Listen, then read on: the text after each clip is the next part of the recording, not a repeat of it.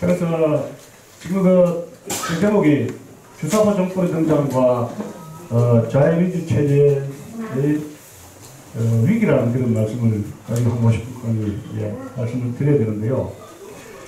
저는 그 6.25 때 태어났는데 많은 대통령을 이제 경험을 했고 나라의 위기도 뭐 여러 차례 경험을 했죠. 근데 최근처럼 제가 어떤 위기에 대해서 절감해 본 적이 없었습니다. 옛날에는 정권이 바뀌면은 시간이 지나면 이렇게 해서 이제 자연 발생적으로 또 회복이 되는 국가의 회복 능력을 가지고 있는데 지금 이것은 이 나라 자체가 이제 국가 자산으로 이제 이끄는 국가 붕괴로 이끄는 위기라고 보고 싶고 저는 2020년 4월이 대한민국이라는 것으로 이제 마지막으로 생각하고 있습니다. 그 뭐냐면 그 다음에 나오는 나라는 남조선 소비에트 인민민주주의 공화국으로 저는 그렇게 붙이고 있습니다. 지금 지방 가면은 인민위원 공모를 해가지고 딱지 붙이고 있는 걸 아쉽죠, 압니다. 예? 호남도 그래요. 그 다음에 지방의 공무원들 2배로 늘었습니다. 그 지방자치 분권국가 한다니까 전부 다 좋아하고 있습니다, 지방에서요. 제주도라든가 강원도, 뭐, 부산도 그렇고. 그러나 서울하고 분위기 전혀 다르거든요. 예, 그래서 오늘 제가 말씀드린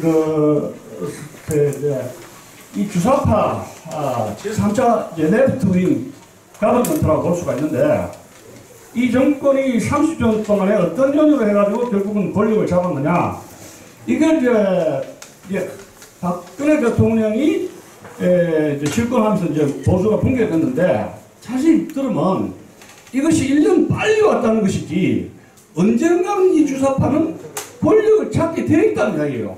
탈직체제라든가 30년 동안에 자익과 우익을 하는 프로세스를 쭉 보면은 이건 시간 타임 문제지 언젠가는 이 사람들이 권력을 잡게 됐다 라는 필연성을 우리가 느끼게 되는 것입니다. 그러면 이 우리나라가 자유민주주의 그 체제 자체가 붕괴되는 위기라고 생각할 수가 있는데 원래 우리는 그 민주공화국에서 국가에 대한 시민의 권리와 의무가 있지 않습니까? 그죠? 근데 1차, 2차, 3차 해가지고 87체제가 9번 헌법을 개정했습니다. 그런 가운데서 1차에는 국가자본주의, 국가수령자본주의가 자유보다 더 전체적으로 개인의 권리라든가 기업체의 권리를 많이 신장하면서 8차, 9차까지 가면서 헌법이 뭐 어떻게 대한민국 국민의 주인을 만들었냐면 노동조합들을 제1등의 국민으로 만들었어요. 그것이 9차 87체제의 헌법입니다. 노동조합이 아니면 사람들은 1차가 노조들이 1등 국민이고 그 다음에 2등 국민이 뭡니까? 보통 국민입니다. 그렇게 헌법이 지금 되어 있습니다. 그 다음에 시민의 의무 조항은 헌법에서 포로에 몰려있고 국가가 국민들에게 어떻게 의무를 주고 행복하게 해줘야 되는 국민의 권리는 여러분들 아시다시피 잔뜩 넣어놓고 있습니다. 그래서 이 국가에 대한 의무는 굉장히 소홀하게 되고 국가에 대한 자기 권리를 강조하는 그런 나라가 되어버리고 말았습니다. 다음에 봅시다. 그래서 이 주권주의자랑 평등주의 참정을 해가지고 온통 헌법을 보면 국가가 국민에게 해주라는 말로 잔뜩 했다는 것을 여러분들 헌법 시간 아니라도 잘 알 수가 있습니다. 예, 그래서 길거리 나가면 별별짓 다 하지 않습니까? 잡아갈 사람도 없어요. 자, 봅시다. 그래서 자유민주주의 체제를 칼질을 하고 없애는 세력 자체도 뭡니까? 국가에서 보호해주고 세금을 주는 그런 형국이 되고 말았다는 겁니다. 그래서 아예 체제 유지에 필요한 공권력 행사도 마음대로 할 수 없는 지경이 이르렀다 하는 점입니다. 자, 그래서 우리가 지금 무기만 안 들었지 내란적 상황에 돌입해 있습니다. 태극기 세력과 폭포 세력 무장만 되지 않았지. 그것은 한판의 승부로 70년 동안 우리나라 뭐예요? 좌익과 우익의 싸움에서 이까지 왔는데 소련이 70년 뒤에 망했지 않습니까? 그래 반드시 남북한도 남한의 자유민주 체제와 북한의 북촌인민공화국 나이가 70이 뭡니까? 온몸에 이제 구멍이 뚫리게 되는데 둘 중에 하나는 망할 수밖에 없다는 그런 구조적인 모습을 가지고 있습니다. 우리는 지금 죽기 전에 이 나라가 망하느냐, 북한이 체제가 변형이 되느냐, 이러한 막다른 골목에 처해 있다. 그것이 저희 판단입니다.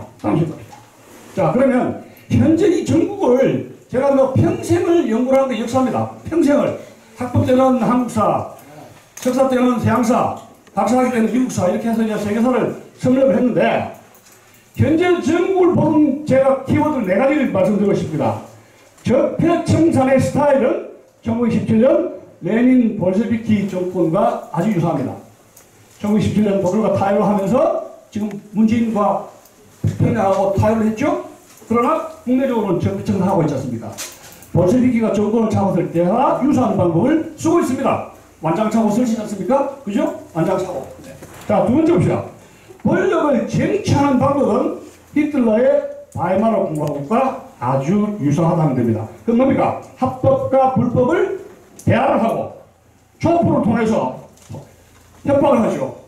헌재가 8대0으로 무너진 게 뭡니까? 법을 무너졌습니까? 촛불이 협박으로 무너진 거 아닙니까? 협박으로 8대0. 이승기도 8대1이었어요. 자, 그래서 뭐요? 촛불, 불법 시위 해서 협박과 폭력에서 권력을 장악한 히틀러, 나치즘에 하고 아주 유사합니다. 나치스트가 이렇게 할 때 뭘 들었습니까? 햄프로 들었죠? 햄프로 촛불은 같은 거예요. 바이마르가 거기서 무너진 거예요. 지금 의원 폭력을 안 쓰죠? 근데 좌익은 어떻습니까? 30년 동안 폭력을 썼습니다. 그때 공권력이 1, 2, 3 한 착착 밀렸죠? 그게 차이입니다. 나치스트는 폭력을 쓰면서 바이마르 공화국에 겁을 주면서 합법적으로 권력을 잡았습니다. 그게 정치 방법입니다. 자, 세 번째. 민심 장악하는 건 뭡니까? 베네수엘라 차베스 스타일입니다. 무상급식, 무상실이죠. 실업수당, 그 다음에 군복무, 6개월 면제, 그죠? 파퓰리즘, 차베스 스타일입니다. 그건 뭐요? 경제가 폭망한 스타일입니다. 지금 경제가 왔다 갔다 하죠? 자, 네 번째 봅시다. 그러면 1, 2, 3가 되는데 이렇게 하는 이유가 뭐냐 이야기예요. 그것은 제가 판단할 때 파이널 골, 올라음식 공산으로 보고 있습니다. 저는 그렇습니다. 아, 이거 21세기인데 어떻게 20세기 판이 다르냐, 이렇게 어떤 사람은 생각할 수가 있는데 제 강의 듣고 질문해 주십시오. 자, 그래서 레닌의 볼셰비키, 나치의 촛불 횃불, 그 다음에 차베스 있죠? 그 다음에 호치민, 이 세 가지가 컴비네이션 됐는데 공통점이 뭡니까? 다 반미죠? 예? 반미. 또 공통점이 뭡니까? 경제가 깡통이 됐죠? 그죠? 경제가 완전히 망했잖아요. 그 다음에 민중을 동원했죠. 파퓰리즘, 민중민주주의. 민중을 동원해가지고 권력을 장악하고 공산주의 계급을 박살을 내버리고 말았습니다. 그 다음에 이 나라를 다 어찌됐습니까? 나라가 국가 자살로 갔죠. 근데 이런 나라의 실패한 정권의 정치 실험을 대한민국의 주사파 정권이 어디 가고 있습니까? 하고 있다. 라는 것이 공안 전문가의. 그럼 뻔하게 망하면 우리나라 지금 망할 쪽으로 하고 있다는 얘기예요. 자, 다음 주 봅시다. 월남 공산화의 키워드가 우리 민족끼리 민족 공존인데, 그 다음에 남쪽에 있는 베트콩과 월맹군. 월남이 북이 17도선으로 나뉠 때, 밑으로 17도선으로 월맹에서 10만 명이 내려오게 되는데, 거기에서 위장한 세력들이 8,000명이 부치 중심으로 해서 땅굴을 하면서 거기에 베트콩을 결성했습니다. 그 중에 8,000명이었어요. 10만 명 중에 8,000명. 그 다음에 왜요? 베트콩과 월맹이 결합해서 민족 통일전선을 구축하고 우리 민족끼리 해가지고 미군 철수 운동을 했죠. 그 다음에 반미죠. 평화협정 미군 철수. 자, 그래서 이 평화협정이 73년에 맺어졌는데 73년 75년 저 2년 기간입니다. 그동안에 이거 잘 들으세요. 분경 공안을 좌익이 장악해서 방공은 공안 전문가 분경 군속에 대한 2년 동안에 테러, 숙청, 암살, 공포 분위기를 조성하게 됩니다. 2년 동안에 아무도 거기에 대항하지 못합니다. 미국은 오지 않습니다. 그래서 어떻게 됩니까? 공산화가 완료가 되고 말았습니다. 지금 보면 우리나라 현재 상황은 어떤 것이냐? 우리 문화 상황 73년 파리 평화협정 직전의 상황과 아주 유사하다는 겁니다. 그것이 제 판단입니다. 14년 지금 저 파리 지금 정전협정을 하려고 하지 않습니까? 유엔사 해제 시기를 하고 있지 않습니까? 그런데 이제 바로 그것까지 와 있다는 이야기예요. 그래서 지금 뭐 유튜브 하고 뭐 하자, 뭐 이리저리 때리잡자고 하나 둘 두드리 처음에 되게 두드리 잡았죠? 국정원장 잡아냈죠? 지금 저 보소 가방을 당한 고위공직자가 200명 넘습니다. 지금 국정원이 지금 차단부터 전부 구속당하고 있습니다. 이명박 박근혜 시대에 열심히 일했던 인물. 완전히 이거 군부정치입니다. 그 다음에 이제 태국 집에 참가하는 사람들, 제한군이네. 그 다음에 뭐 우회기사 이윤철. 뭐 이런 저 착착착착 칼이 오는데 내한테 칼이 오는 줄은 뭡니까?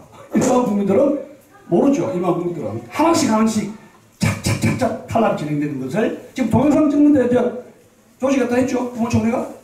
그 다음에 누구 조직했어요? 농객들이죠. 자, 다음 봅시다.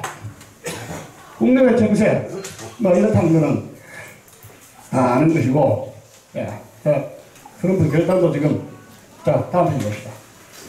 자, 그래서 우리가 지금 주사파가 등장하게 되는 것은 87 체제 헌법이라는 법적인 보장으로 30년 동안에 투쟁해서 이런 결과가 얻었다. 이렇게 보시면 됩니다. 박근혜 탄핵을 떠나서 그거는 1년이지. 박근혜 탄핵 때문에 1년이나 2년의 정권이 빨리 먹었다는 것이지, 그러한 87 체제를 보면은 주사파가 정권을 먹게 돼 있다는 이야기입니다. 자, 그래서 87 체제가 6번째 마지막 대통령이 박근혜 대통령인데, 이 87 체제는 굉장히 자유롭죠. 한류바람, 수출, 민주화 만기, 싸이의 춤바람, 문화적으로 오바마가 춤을 추면서, 싸이 춤을 추면서 우리는 문화적으로 세계를 정복하고 샴페인을 터뜨리고 있습니다. 근데 샴페인을 터뜨리는 순간 우리는 작용하에 코너에 들어갔다. 이게 샴페인 빨리 터뜨리면 되었다 싶은 나라를 망해버렸어요. 왜? 어떻게 해서 이 오바마가 싸이 춤을 췄는데 나라를 망했느냐 이야기예요. 자, 문화강국대쯤에 원전 수출했습니다. 근데 이것이 하루아침에 다시 또 봅시다. 87 체제 부작용, 부정적인 것이 나오죠. 자유민주주의 체제의 약점이 그대로 노출되고, 바이마르 공화국처럼, 바이마르 공화국은 세계에서 가장 관용스럽고 민주적인 헌법입니다. 근데 그 바이마르 공화국을 본다는 게 우리나라 헌법학자들 아닙니까? 독일 가면 연구하는 거예요. 바이마르 공화국 연구합니다. 바이마르 공화국. 근데 그 공화국은 히틀러에게 무너졌습니다. 극자 구구정당에게. 그러면 뭐예요? 이 대한민국 자유민주 체제는 내 몸에 암세포에게 영양가를 주면서 암세포를 키워줬습니다. 결국 암세포를 죽여야지 자유민주 체제가 성장하는데, 왜? 단체제를 양성했다. 우리나라 자유민주 체제의 약점에 대해서. 이거 뭐 다 이야기할 수가 없죠. 뭐. 기억봅시다. 자, 독버섯처럼 30년 동안에 주사파 운동권이 성장되는데, 우리가 386이든지 어떤 데모 운동권을 보면은 이렇게 생각하는데, 앞에 혁명이라는 딱지 붙여야 돼요. 1850년대 여러분, 마르크스 친구였던 엥겔스의 그 편지를 보면은, 이게 프로시안 경찰하고 전쟁을 하기 위해서 무장을 하는데 옆에 이웃 사람이 물었습니다. 너 뭐하러 간다, 총 들고. 그래서 엥겔스가 하는 말이, 경찰하고 전쟁하러 간다면 이렇게 대중 확보가 안 되죠. 자기는 운동하러 간다. 그때 자기들은 혁명운동을 운동하러 간다 해가지고 용어 채택이 이루어진 겁니다. 자, 386? 저거 혁명운동가구나 하고 운동가구나 하고 전혀 다르죠. 혁명운동가입니다. 혁명을 하겠다는 이야기예요. 그럼 자유민주 체제를 뭐요? 뒤집겠다 이야기죠. 어떤 유토피아? 그건 모르죠. 하여튼 더 나은 세계로 가겠다는 이야기예요. 자유민주 체제를 부셔버리고. 자, 그래서 이 주사파하고 피해계가 나눠지게 되는데, 주자사상, 남한 미국 식민지 해방대 상국, 이런 김일성을 독립운동 주도자로 숭앙하고 미군 철수로 국보 폐지를 해서 이것이 80년대, 90년대까지는 불법 세력으로 해가지고 이집선태로 판결이 났는데, 우리가 의문을 가져야 됩니다. 어째서 이 사람들이 다시 화려한 부활을 했느냐, 이게. 안희정이로 말하면 우리 패족인데, 어느 날 갑자기 화려한 예수처럼 부활을 해버리고 말았다, 이게. 왜 의문을 가질 수밖에 없죠. 예? 다음 들어봅시다. 그래서 이 주체사상을 보면, 주체사상은 공산주의가 아니라고 생각하는 사람이 많아요. 황정일 씨가 우리나라 와가지고, 일선이 뭐냐면, 북한 공산주의는 공산주의가 아니라고 했습니다. 제가 그 소리 듣고 깜짝 놀랐어요. 뭐냐면, 이 오해가 여기서 시작된 건데, 그래서, 신문에 올라오는 옛날에는 북한 공산 독재 정권이라고 했습니다. 황정일 씨가 망명하기 전에. 근데 황정일 씨가 자기가 무슨 주사파를 만든 사람인데, 북한은 공산주의자가 아니다 해봤어요. 그것이 뭐냐면, 북한판, 나는 그래서 레닌주의의 북한판 버전, 공산주의의 변형이고, 짝퉁 이론이고, 진짜 오리지널한 게 아니다 이런 이야기인데, 가방도 가짜가 있고 짝퉁 있지 않습니까? 진짜가 있고, 명품이. 그런 뜻으로 이야기했는데, 언론에서는 뭐예요? 아, 북한이 공산주의자 아니구나 해서 공산주의라는 말을 빼버렸습니다. 거기에서 비극이 시작된 겁니다. 그래서 주체사상의 목적은 뭡니까? 김일성 3대 세도 독재를 북한에서 유지 강화, 미화해서 북한 주민을 노예하고 남한에까지 주사파 사상을 확대해서 남한 공산화를 위한 맞춤형 북한판 공산주의 이론이다. 이렇게 이야기를 안 하는 사람들이 너무 많아요. 공산주의자가 아니라 이게. 마르크스 엥겔스 이론에는 이건 북한식이다. 그래서 황정일 씨가 오해를 남기게 돼가지고 이렇게 북한식 공산주의. 이 헌법에서 공산주의라는 말 바로 없애버렸죠. 자, 넘깁시다. 주체사상 5가지 키워드 해서 쭉 나오게 됩니다. 사람이 모든 건 주인이다. 사람 물질 정신의 사회적 존재다. 사람을 특성상해서 여기 보면 골짝 이야기할 필요 없이 5개 특기인데 주체사상 5가지 사회적 소속, 사회적 존재, 사회적 관계. 이게 왜 소셜 릴레이션, 사회 나발통을 보냐면 사회적 의식을 가져야 뭐요? 계급 투쟁과 뭐요? 자유민주 체제의 혁명 노선을 가지고 있어요. 계급 투쟁, 혁명 정신을 함양하기 위해서 사회적 존재라고 의식성을 가진다 이런 이야기입니다. 그래서 사회적 존재가 돼요. 자, 다음 봅시다.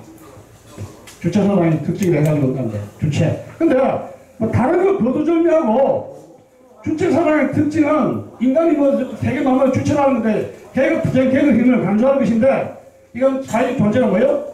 대항성 노동력, 투쟁을 응하고 대한민국 타도를 하기 위해서인데 그 뇌수로서 커맨더, 총사령관으로서 어떤 사람이 지시를 받습니까? 김일성, 그 사람 죽으면 김정일, 그 사람 죽으면 김정은 백두혈통의 지시와 지침과 오더를 받는 게 주체사상입니다.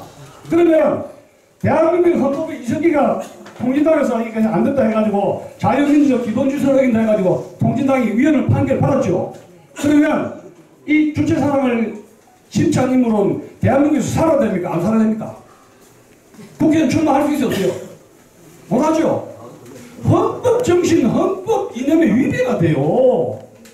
그런데 뭐요? 그 사람들이 몇 년 혼밥 먹고 나면 별을 탄 것처럼 완장 차서 독립권을 규제를 하니까 더 완장 별 다는 것처럼 두 번 한 별 2개 점점점 기재가 등등하고 언론이 이 사람을 민주화 영웅으로 자꾸 부추기니까 인물 세탁을 해버리니까 민주화 영웅 세탁 같이 등단해서 뭐예요? 대중성을 가지고 90년대 제가 제 기억에도 한양대학의 임종석 전국에 돌아다니고 제가 경찰 추적하고 있을 때 MBC인가 언론에서 그 영웅으로 그 기억날 겁니다 아마 어디 추적하고 있습니다. 추적하면 영웅 임종석이가 잘한다고 해가지고 언론 매스컴에서 뭐예요? 하늘같이 뛰는 거 아닙니까? 제가 그때 보고 이거 그러기는 왜입니까? 20년이 흘렀지 않습니까? 자 다음 보시죠. 그래서 자주성, 장주성, 의식성이 있는데 이 중에서는 이게 제일 중요한 겁니다. 의식해서 사회적 인간을 의식하고 혁명운동에 의식도 하겠다. 다음 봅시다. 네. 주체사상이 뭐가 빠져있느냐? 자유가 빠져있다. 우리나라가 자유민주주의 체제인데 자유주의와 민주주의의 결합이죠. 결혼입니다. 자유민주주의 체제라는 것은 그냥 민주주의가 아니라 자유주의와 민주주의의 결합 상태란 말이에요. 그런데 주체사상에는 자유, 이성, 권리, 사상, 사랑 이런 인간의 근본적 속성을 다루지 않고 있습니다. 그래서 이건 헌법에 우리 개정하려고 했는데 이 정권이 뭐라고 했습니까? 자유를 빼려고 했지 않습니까? 예? 자유를 빼려는 건 뭐예요? 주사파의 의미에 맞는 거죠. 자유를 빼려고 교과서에도 자유를 빼라 했던 거예요. 주체사상에는 자유, 이성, 권리라는 것을 인간의 기본적 속성으로 다루지 않고 있다. 그 주사파가 뒤에서 어떻게 했길래 한 거 아니겠어요? 자, 그래서 이 주사파, 주체사상은 투쟁의 사상입니다. 근데 남한의 기독교라는 게 제일 무서워하는 게, 좌익들이 제일 무서워하는 게 사랑의 철학, 사랑의 종교를 가지고 있는 기독교란 말이에요. 왜? 투쟁력을 강화시키고 혁명을 해야 되는데, 사랑을 자꾸 이야기하면 어찌 됩니까? 혁명 정신이 약화되죠. 그래서 남북한의 한반도 좌익 중에, 남북한의 좌익들은 제일 두려워하는 것이 사랑의 철학을 가리키는 누구? 기독교. 지금 기독교 박살내라고 한 개씩은 또 뭐 나왔죠? 뭐 짝퉁 해가지고. 남한의 기독교만 박살내면 어떻게? 동사는 될 수 있다. 그렇게 보는 것이 김정은의 생각입니다. 철저하게 북한에서 기독교를 탄압하고 있는 게 뭐예요? 주사파가 가지고 있는 증오 혁명의 철학과 정면 대립하고 있는 게 사랑의 철학인 기독교인 것 같습니다. 저는 그래 봅니다. 양보를 하려면 기독교와 남한의 기독교가 북한의 주체사상, 그 동전자들과의 전쟁이다. 이 전쟁은 누가 한쪽은 쇼를 봐야 된다. 피를 볼 수 없다. 자, 다음에 봅시다. 그래서 이런 여기 민족의 조국의 동포에 이렇게 잔뜩 나오는데 공산주의자의 미덕입니다. 민족의 조국의 동포의 이민에 이런 거는 개별적인 자유를 인정하는 게 개별적인 자유, 개별적인 사랑을 강조하는 것이 아니라 집단적인 것이죠. 집단적인, 네? 집단적인 민족. 근데 그 목적이 달성되면 뭐예요? 그럼 이런 것은 모든 수단에 불과합니다. 목적이 아닌 수단에 불과한데 말하자면 성까지 됩니까? 국가 혁명을 위해서 바친 거 알죠? 여러분 미투 사건 잘 알죠? 20대부터 서로 여자의 모든 것을 국가를 위해서 혁명을 위해서 뭐예요? 성까지 갖다 바치지 않습니까? 이 공부하기 위해서. 네? 야, 그래서 주사파는 미국의 철학 부정의 사상이다. 기억해봅시다. 그래서 여기 제가 이 남한에서 여러분 소련 전쟁을 읽어보시는 분이 계신지 모르는데 김영규라고 이 사람은 폐암으로 죽었습니다. 제가 이제 마지막으로 통화를 했는데 대전에서 폐암으로 죽었는데 6.25 때 인민군에 잡혀가지고 북으로 중학교 때 끌려가서 간첩교육을 받다가 대남 춘추했다가 공작원들 친구 죽이고 자수하면서 쓴 책이 소련 전쟁입니다. 소련 전쟁에는 세 가지를 이야기하고 있어요. 크고 작은 남한의 반정부 봉기는 유혈 투쟁입니다. 거의 북한이 개입됐다고 쓰고 있습니다. 심지어 79년도에 있었던 사국사태까지. 자, 그 다음에 주사파 형성. 주사파 형성은 북한 개입 절대 흔적해서 교육하고 지침시킨 그 흔적을 지우고 남한의 자생적인 발생으로 인식을 시켜준다. 세 번째, 김일성의 비밀교실을 이야기하고 있는데 남파 간첩에는 수도권에 고시원을 만들어서 김일성 자랑생활 양성해라. 10명의 대륙군보다 1명의 행정 사시생이 훨씬 우리를 위해서 이롭게 한다. 이렇게 이야기를 하고 있습니다. 자, 소련 전쟁 읽어보신 분? 읽어보신 분? 책은 갖고 오신 분? 그러니까 이게 토론이 필요한 것 같습니다. 자, 다음 봅시다. 김일성의 비밀교실은 일본어판으로 번역되어 있습니다. 일본어판으로 번역되는데 이게 왜 중요하냐면 월남전이 끝나기 전하고 월남전이 끝났을 때하고는 북한의 대남공작의 이 전략이 바뀌었습니다. 6.25라는 것이 6.25가 실패된 겁니까? 근데 북한전 패망을 보고 김일성이가 한탄했습니다. 내가 6.25를 괜히 일으켰다. 남한의 불확치를 만들어가지고 북한에 갖다 바치게 하면 저절로 미군 철수를 남한에서 조작을 하면 끝나는 건데 왜 무식하게 6.25를 남침해가지고 내가 호통을 했느냐. 월남전 패망의 교훈으로 작전을 한 것이 70년대 북한의 대남공작인데 대남공작의 지침서를 말로 하는 겁니다.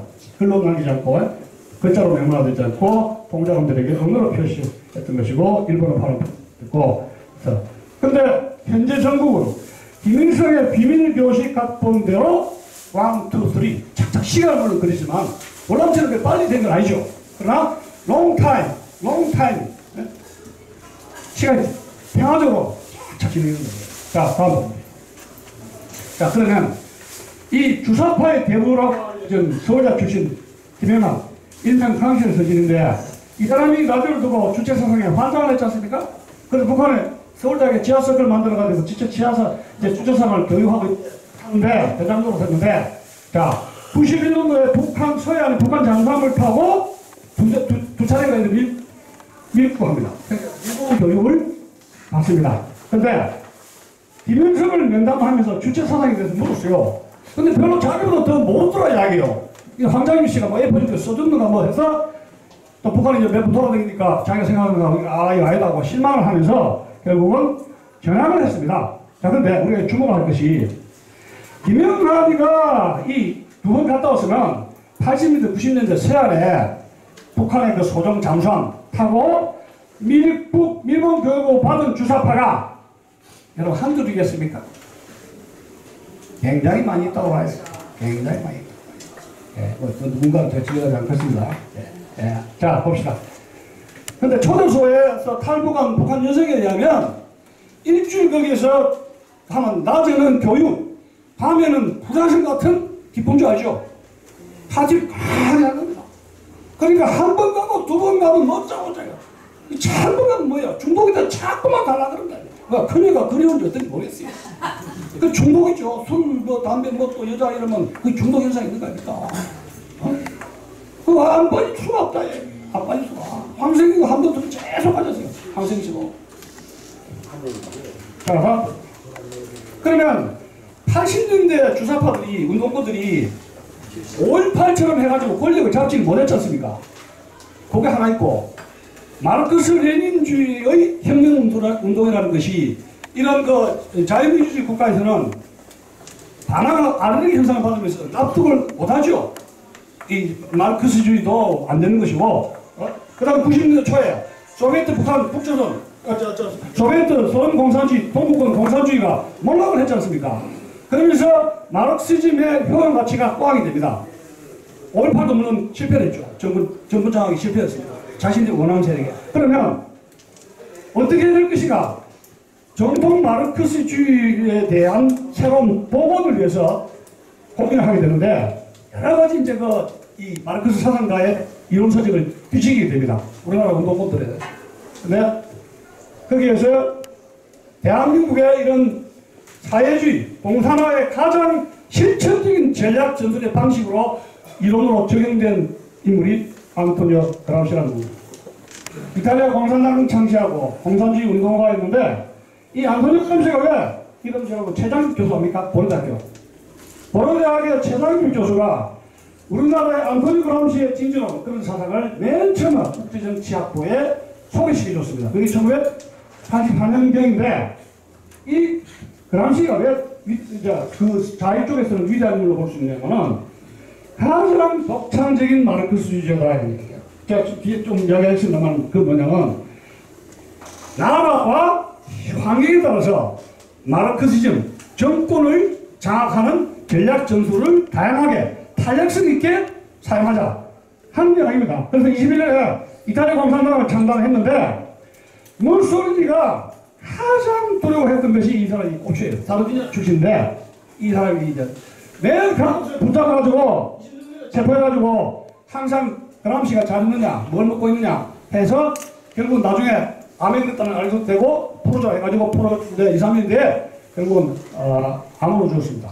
무솔리니가 이 그람시를 왜 그렇게 두려워했느냐 하면 이 사람의 창조적인 마르크스주의 사상 때문입니다. 예, 근데 옥중에서 쓴 게 옥중술입니다. 이제 엄청나게 고민하게 되죠. 어떤 고민이냐? 왜 러시아는 볼셰비키 공산혁명이 성공했고 공산화되는데 이탈리아가 왜 공산화 안 되느냐? 이게 차이가 뭐냐? 이제 우리가 파트지 고민하는 거죠. 거기에서 등장하는 것이 기동전과 진주론 이야기입니다.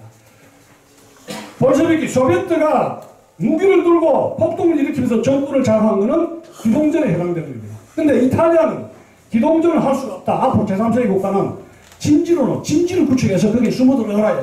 자, 여기 우리는 토요일날 탱크 집회하다가 보다고등학교 제가 말해가지고 여기 이제 포럼을 하게 되고 또 이제 경북고등학교에 포럼을 하게 되는데 이 자체는 뭐요? 우리가 진지예요. 우리가 모여가지고 여기 국국을 논하고 전략 전술을 논하는 것이 뭐예요? 이것이 하나의 방어막인 진지라는 얘기예요. 진지, 우익의 진지라는 얘기예요. 근데 여기서 이 이탈리아 공산주의자들은 이 고민은 뭐냐? 자본주의는 문화적인 방벽이 두껍기 때문에, 예? 문화적인 방벽이 아니라 문화적 방벽이라는 대표적으로 이야기합니다. 체제를 지키는 방벽, 문화적 방벽이 두터워서 좌익 사상이 들어와야 차범된다 이게. 몸에 건강한 백혈구가 많아야 되지 않습니까? 그러면 이 백혈구를 없애고 방벽을 허물어야 된다 이게. 힘이 약할 때는 진지해서 ready go 기다릴 줄 알아야 돼. 우리가 이명박 박근혜 정부 때 좌익들은 어디에 들어가 숨어 있었습니까? 진지에 들어가 숨었죠. 그런데 박근혜 이명박 정부는 너 이러고 해가지고 진지까지 찾아가가지고 너 끌어내가 적폐가 딱 차고 해가지고 감옥에 깜빡 보내진 않았죠? 진지로 들어가면 그냥 살해줬죠. 근데 지금 정부는 뭡니까? 진지까지 잡아가지고 잡잖아요. 그죠? 진지. 네. 자, 다음 페이지입니다. 그래서 정통 마르크시즘과 그람시와의 차이가 뭐냐? 정통 마르크시즘 경제가 상부구조, 경제랑 하부구조가 상부구조를 규정한다는 건데 이게 상부구조는 뭐야? 교육, 법, 예술, 문화, 영화 이런 겁니다. 그러면 그람시는 뭐냐? 아니다. 상부구조가 하부구조를 규정한다 이거예요. 교육, 법, 예술, 문화가 뭐예요? 경제를 한다. 이거 겁니다. 자, 예술, 문화, 영화, 교육하면 저기로 알죠? 그죠? 웰컴 투 동막골 영화 같은 거 나왔지 않습니까? 남북은 영화로 예술을 대중을 불구스러워하게 만들면 자연법으로 그런 사람을 찍는 권력을 준다, 갖다 바친다. 그게 뭐예요? 상부구조, 하부구조를 규정한다. 이게. 지금 저 박기동 사장님 여기 계시지만은 지금 10명의 출판사 중에서 박기동 사장님 같은 출판사는 열에 10%밖에 안 되죠. 출판사를 누가 장악했습니까? 80년대 이후. 좌익이 장악했잖아요. 네? 야, 이거, 야. 자, 그래요. 자, 정통 마르크시즘은 포도로 산업화된 나라에서 보롤테르 혁명이 자연법으로 발생한다. 얘기야. 그죠? 그래서 런던에서 막스는 왜 영국에서 보롤테르 혁명이 일어나지 않는가 해서 대英박물관에 매일 마누라 사진 도시락 먼저 왔다 갔다 하면서 보롤테르 혁명을 기대했습니다. 근데 일어났습니까? 안 일어났죠. 그냥 이제 자본주의를 수정주의 자본주의로 할 수 있는 국가의 이런 유연성이 있었지 않습니까? 정책의 유연성이요. 그런데 그람시는 나라마다 환경에 따라서 공산화하는 전략 전술이 달라야 한다. 그래서 도식적으로 마르크시즘을 해석하는 것은 병신같은 짓이다. 정통 마르크시즘은 국가에 따라서 전략을 다르게 시작하고 방어벽을 붕괴시켜야 된다. 이게 방어벽을, 대중의 방어벽을 백혈구 자체를 없애버리면 저절로 무너진다. 시간 좀 걸릴 뿐이다. 그러면서 뭐예요? 문화 권력을 장악해야 된다. 이게 문화적 해결 문제는 여기 있어요. 문화만 장악하면 권력은 뭐예요? 저절로 들어온다. 이게. 그러면 30년 문화 권력을 장악했지 않습니까? 그죠? 그러니까 주사파가 권력을 잡는 건 뭐예요? 우리 여기 그럴 수밖에 없어요. 그람시 이야기하면 이거는 윤보수지가 5.19 대타가 만났을 때 뭐라 이야기했습니까? 드디어 올 것이 왔구만 그랬죠? 그렇다는 거예요. 다만 탄핵이라는 게 1년 빨리 왔다. 그람시 이론이라고 하면 분명히 오게 돼 있다는 얘기. 문화 권력. 왜? 좌익이 장악했지 않습니까? 영화계니 뭐니 출판계, 교육계, 노동계 다 장악했지 않습니까? 네. 자, 그래서 러시아 전위혁명당에서 민주의 의식을 강화시키고 혁명의 기간을 단축시켰죠. 전위정당이. 누굽니까? bol셰비키 당이, 공산당이 했는데 이것이 기동전이 가능했다. 이게 무장 폭동이 가능했다. 그런데 이탈리아라든가 한국이라든가 제3세계 국가들은 그럴 필요가 없다. 이게. 또 그렇게 기동전이 안 됩니다. 5.18 하다가 안 됐잖아요. 권력을 못 잡았잖아요. 5.18 대적들이. 4.19도 못 잡았지 않습니까? 그래서 문화적 해결문제로 그리고 우리나라는 텔레비전, 웰컴 동막골, 운전수, 화려한 휴가 여러 가지 인가가 나쁜 게 뭐예요? 평화적 합법적인 방식으로 롱타임 공산화는 가능하다. 이래 필요하는 이유. 지금 이 정권이 필요 안 하는 거죠. 자, 다음 봅시다. 그람시의 특징은 경제적 결정론을 거부하고 위기의 마르크시즘에 대한 해법을 제시했는데 오늘도 고등학교는 마르크시즘이 뭐가 좋은가? 마르크시즘 연구 잔뜩 하고 있었죠. 근데 그 마르크시즘 하면 공부하면 안 된다. 그 주장하는 대학교 수 있었습니까? 아무도 없었어요. 그 학생들이 겁에 질려가지고 말을 못해요. 연구소 지킬까봐. 고등학교 같은 인류 대학 SKI가 그 20대 젊은이들이 뭐가 마르크시즘 좋다고 해마다 저렇게 마르크시즘 잔치를 벌이고 있습니까? 그런데 그것이 마르크시즘 문제를 지적하는 주사파 문제를 지적하는, 강의에서 지적하는 교수 있습니까? 한 사람도 없습니다. 한 사람도 없어요. 제 목입니다. 그럼 대학이 이렇게 이 정형화 되었으면 우리가 뭐 어떻게 뭘 할 수가 있습니까? 대학하고 이 언론이 그렇게 합니다. 제3세계 사회주의 혁명 전략 전술론을 밝힌 것이고 사회주의로의 이행 전략을 연구하고 해외의 개념을 만드는데 정치적 지도력 지배와 지적 도덕적 지도의 확고한 결합을 의미한다. 이게 해결이라는 것은 지배와 지도력의 컴비네이션이다. 자, 해봅시다. 서구 사회에서 이제 부르주아론이 이렇게 쫙 나오게 되는데, 예? 이 부르주아 세력이 권력을 장악했는데, 이것은 지배력과 지도력과 대중의 동의가 있으면 프롤레타 혁명은 불가능하다. 나중에 때 설명드릴게요. 다음 페이지 봅시다. 그람시에서 굉장히 중요한 것은 노동자 계급의 정치와 혁명의식합니다. 노동자 계급, 지금 민노총 알죠? 노동자 농민의 결합, 그 다음에 노동자의 혁명의식화, 그 다음에 또 뭐냐면 시민사회 역할을 굉장히 중요시 하고 있습니다. 시민사회. 이거는 생산적인 혁명이 아닌데 이데올로기적 문화적 복합체라고 했죠. 시민사회. 이데올로기적 문화적 복합체인데 우리나라에서 지금 저 시민사회 중에서 어떻게 보면 이데올로기 논하지 마라, 공부하지 마라 그러죠. 그 당시는 뭐예요? 이데올로기적 문화적 복합체로서 복합체로서 시민사회를 대단히 강조하고 있고 시민사회는 국가와 함께 상부구조를 구성하고 있다. 지금 여러분 지금 저 정맥 트루스 포럼이 이게 조직이라면 이것은 준국가의 여론 형성 기관이 그람시로서는 인정을 받는 거예요. 이만큼 시민사회 그룹의 역할은 국가 다음으로 여론을 향도하는데 중요하다. 그람시가 미리 이야기합니다. 그래서 여러분 잘 읽어보십시오. 김대중 노무현 정권 때 참여연대가 만들어졌죠. 대기업이 얼마나 돈을 줬습니까? 그러면서 뭐예요? 시민사회가 출발이 우익시민사회가 뭐예요? 10년, 20년 빨리 등장했다는 것을 아실 겁니다. 네. 그람시 이론에 의하면 시민사회는 국가 역할보다 더 중요한 역할을 여론 향도 역할을 하기 때문에 근데 우리는 뭐예요? 우두커니 보고 있었죠. 저도 몰랐습니다. 이렇게 뭐가 돌아가는지. 저도 몰랐어요. 이렇게 됐죠. 봐보십시오. 그래서 진주론 이 진주론의 전략이 되것이고 다음 봅시다. 자, 그래서 김대중 노무현 정부 때 좌익의 시민 노조단체가 하나 둘씩 결성이 되는데 이것만 대표적인데 이거 왜 엄청나게 많다는 거는 알 겁니다. 근데 자 보면은 여러분들이 이 정부를 뺏길 수밖에 없다는 것이 여기에 대항할 수 있는 조직이 규모가 큰 게 있습니까 없습니까? 없죠. 자, 역사문제연구소 역사비평을 잡지가 있는데 우익에 이런 잡지 있습니까? 연구소 있습니까? 있어요 없어요? 없죠. 자, 민족문제연구소 없죠. 자, 아름다운 가게 이러면 행복한 가게라도 있어야 되는데 그죠? 없잖아요. 그 다음에 저 아름다운 재단 하여튼 아름다운 저 뭐 이쁜 가게 하면 이렇게 비스무리 해가지고 지금 시작까지 됐지 않습니까? 근데 이런 가게 재단과 같은 대학에서 참여연대까지 만든 이런 엄청난 이제 이런 재단 대항할 수 있는 게 우리에서는 없습니다. 이것이 20년 30년 굴러갔다 생각해 보십시오. 이것이 여러분 그 다음에 민주노총 민주노총 노조 민주노총 왜 우리가 의견폭입니다. 왜 노동자 조합이 이 방송의 언론 노조를 장악하느냐, 독점하느냐, 이거는 국회에서 문제를 제기해 줘야 된단 말이에요. 네? 왜 이거 독립되는 그런 게 아니라 이 하부기관으로서 민노총에 지시를 받느냐, 편집 방향을 받느냐, 이거 문제 제기해 줘야죠, 정치권에서. 자, 정교조, 우리법 연구회, 법조계 하나의 같은 단체인데, 제가 이야기해야 되는 거 아닙니까? 하나에도 해체됐지 않습니까? 그죠? 근데 뭐 하겠네. 자, 변호사하고 단체들이 잡혀서 오늘 하면 어디로 갑니까? 민주화를 위한 변호사는 가서 여기서 무죄로 판결 많이 받고 있지 않습니까? 소매까지 무죄다. 이 구도를 보면은, 이 진지의 시민단체를 보면은, 우익이 여기에 대항할 수 있는 그룹이 굉장히 빈약하다는 거예요. 진지를 만드는 데부터 우리가 듣고 성공한 노력. 대항 안 된다. 게임 안 되다 싶으니까 이렇게 되는 거예요.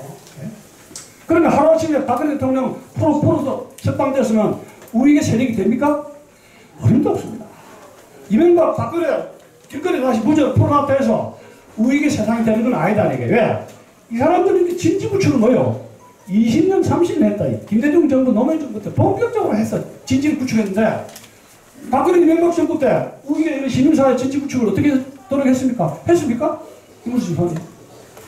중도 실험주 해가지고, 중도 실험주가 뭡니까? 나는 자액도 아니고 우익도 아니니까 분당하기 위해서 나를 건드리지 말아야 돼. 내만 살겠다 그거예요. 근데 이 깜깜한 이유는 뭐예요? 중도 실험주 때문이라 나는 그런 겁니다. 나는 그런 겁니다. 사람은 죽으려 하면 살고, 살라고 도망가면 뭐예요? 그럼 깜빡하는 거예요. 대표적인 게임이에요. 자기가 자꾸 살라고 몸을 치다가 깜빡한 거예요. 예?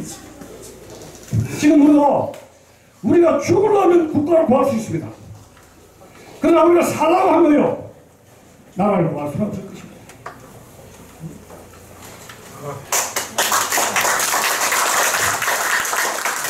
다음 분입니다. 그 당시에 저장 및 번역서 속에다 이렇게 나와 있습니다. 80mm, 90mm 있고, 한들하고, 자, 봅시다.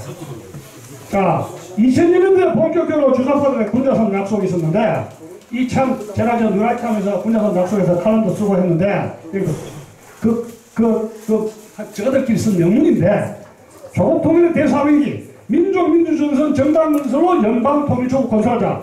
이게 2010년, 10년 만에 달성하자. 2010년도에 달성하자고 약속했습니다. 그 다음 6년 공공선 이행 촉구하자 했는데, 야, 10년은 2010년이죠.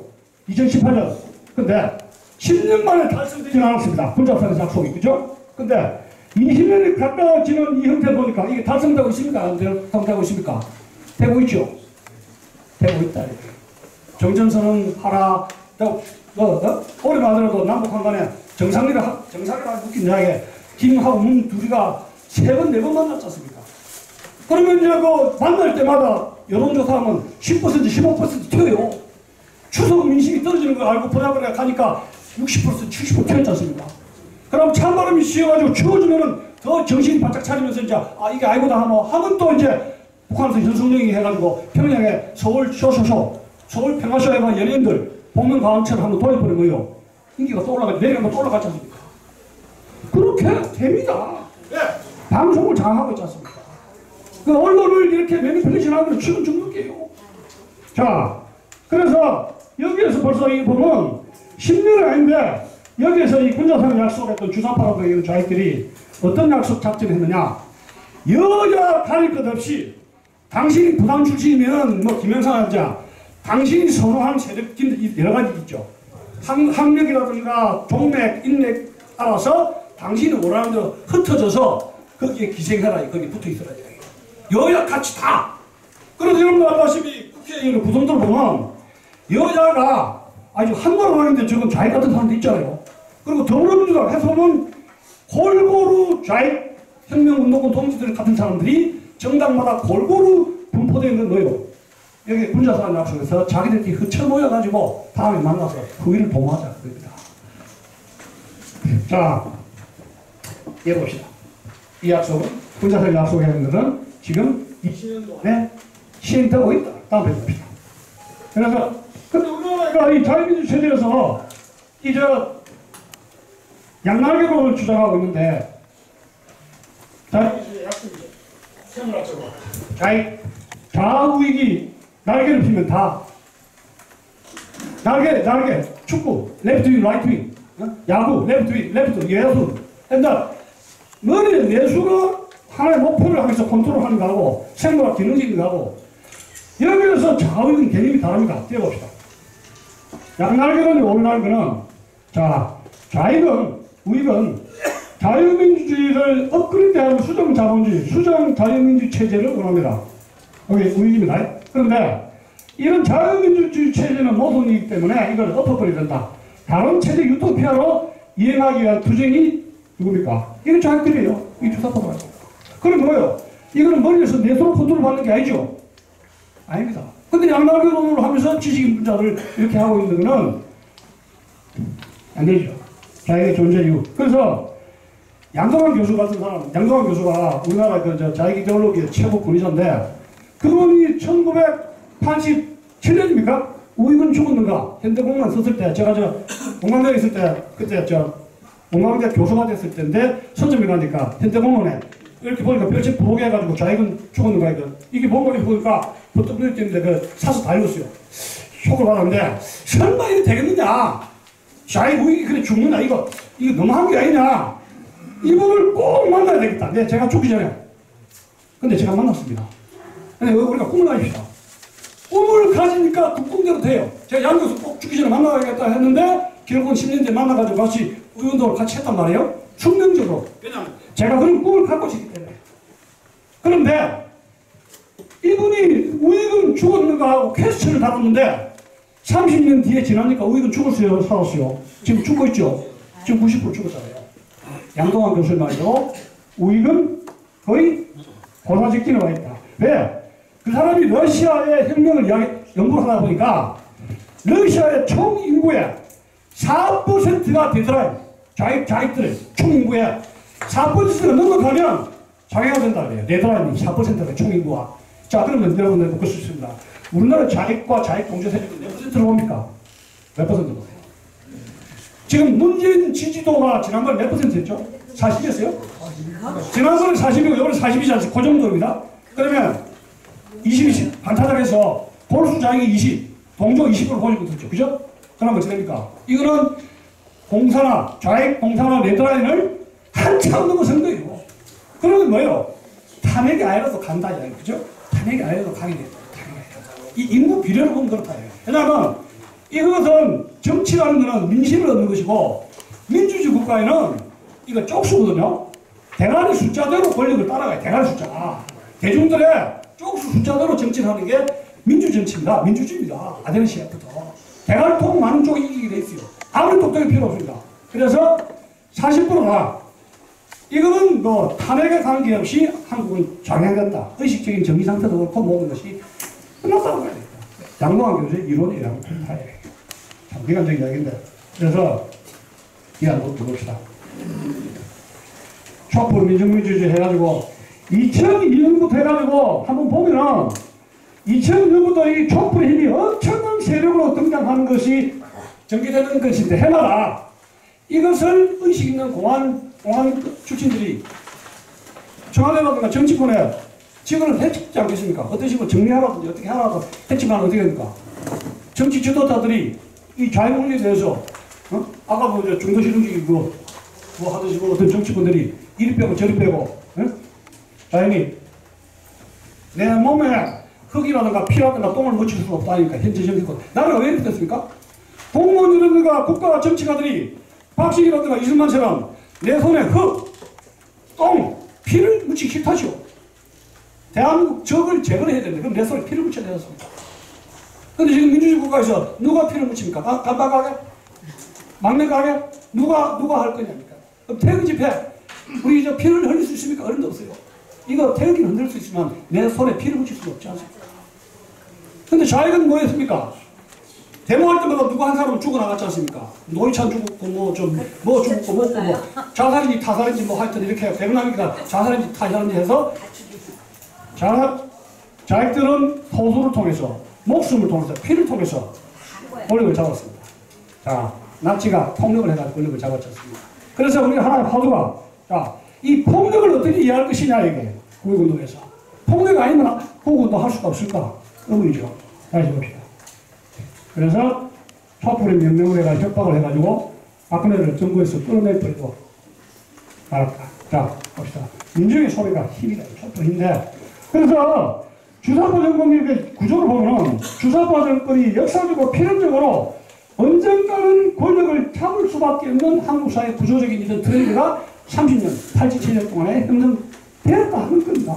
자, 해봅시다. 그래서 문재인 정권의 역사적이라는 것은 자유민주주의 퇴폐 몰락이 일고직전이고 3파는 주사파가 혁명주사파입니다. 승리했던 것이고 민주주의 승리고 이것은 그람시가 이야기한 노동자의 정치 세력화이기에 가능했다. 즉 한국의 자유화하기 달성이 완료됐는데 그러기 위해서는 10년, 20년 풍찬 노숙의 선배들의 엄청난 노력이 있었습니다.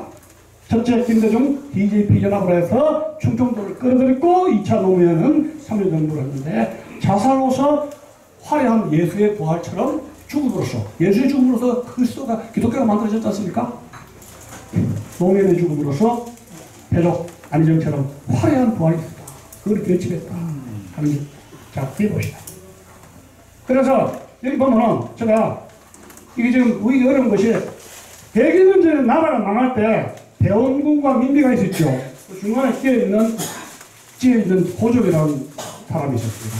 근데, 자, 왜 10년 보수 정권이 망했느냐?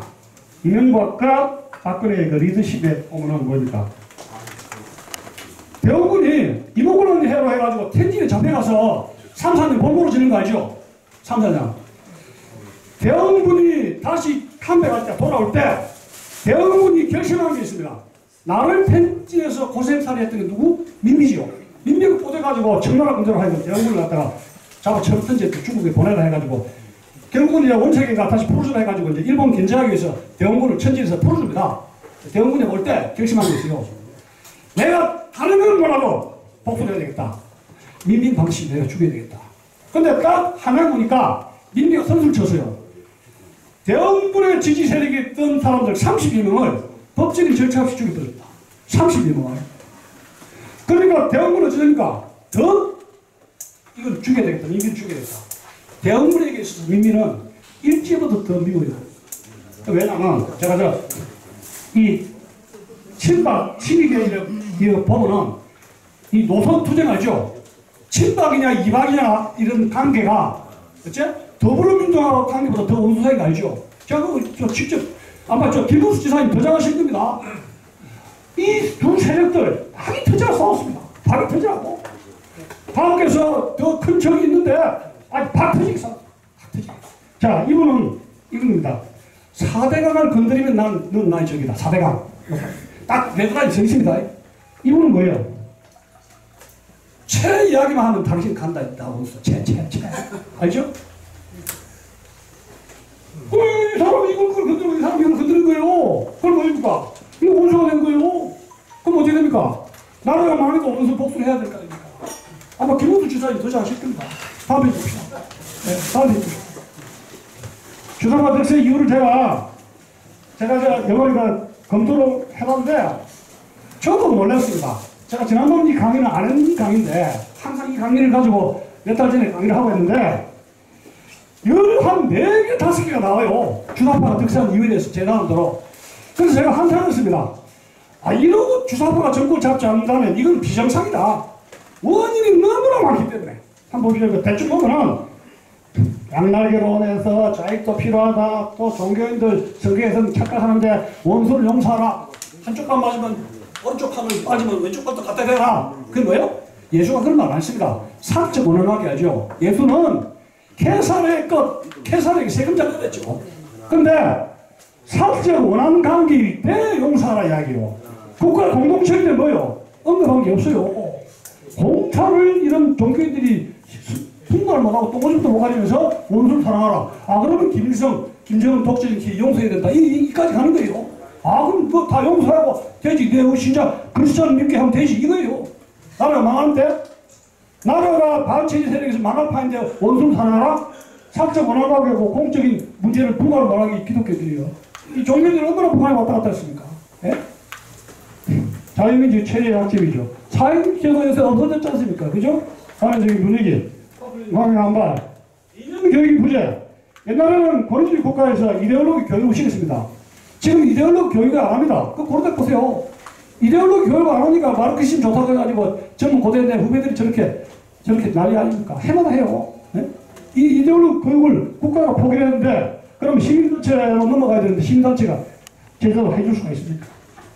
북한의 대학가 바로 그라우시의 사회주의 이행 전략론이 카프라치 되면서 선정선독에서 적용되고. 자, 이 민주주의는 교육과 언론이 국가의 기본입니다. 교육과 언론. 그런 우리 화두가 우리 한국단체에서는 교육과 언론을 재탈환할 수 있는 강고한 조직을 결성하지 않으면 이거 백날도 소용없어요. 문재인 정부가 실적으로 무너졌다 칩시다. 그러면 보수한테 태극기 세력한테 권력을 갖다 줄 것 같습니까? 이명박 박근혜 후에 친박 이방한테 먹으라고 이렇게 정권을 넘겨줄 것 같습니까? 절대로. 또 뭐 평양을 가든지 어떤지 가가지고 이런 자투한테 누구한테 후위를 부탁한다 해가지고 옆에 살짝 뗄 힘은 있습니다. 그렇죠? 우리한테 쉽게 안 넘어집니다. 왜? 교육과 언론에 대한 기본적인 기반을 튼튼하게 해야지. 이게 우리 우익운동, 예운동, 제가 뉴라이트 운동 2005년부터 해가지고 13년째 아닙니까? 1년 해서 되는 게 아니에요. 국가를 세운다는 게. 당무는 혼자 하면 됩니다. 근데 이거는 국가는 조직을, 민심을 잘 하는 것이고, 여러 사람의 힘을, 남의 힘을 끌어내야 이용을 해야 되는 용병이가 이 국가에. 전쟁하고 정치는 용병이, 내가 아무리 잘해도 안 된다. 자, 그 다음에. 그래서 이 주사파 특사 이유를 제가 보는데, 다음 페이지 봅시다. 다음 페이지.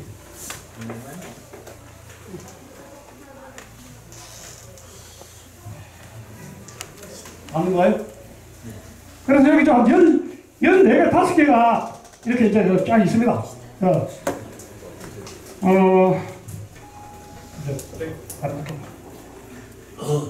네, 시간도 다 했고. 몇 분 됐습니까? 한 50분 됐어요? 50분. 네, 지금 50분 지났는데, 나머지 이야기는 토론할 때 하겠습니다. 감사합니다.